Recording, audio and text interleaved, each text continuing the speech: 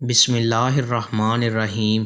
سیدنا سہل بن سعد رضی اللہ تعالی عنہ سے مروی ہے کہ رسول اللہ صلی اللہ علیہ وآلہ وسلم نے فرمایا، اس ذات کی قسم جس کے ہاتھ میں میری جان ہے، تم اپنے سے پہلے والے لوگوں کے طریقوں کو ہو بہو اپناؤ گے۔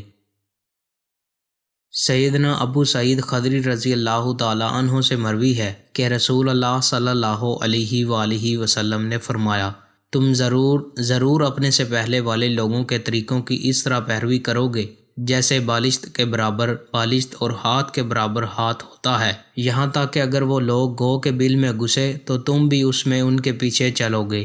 ہم نے کہا، اے اللہ کے رسول، کیا یہودی اور عیسائی؟ آپ صلی اللہ علیہ وآلہ وسلم نے فرمایا، تو اور کون؟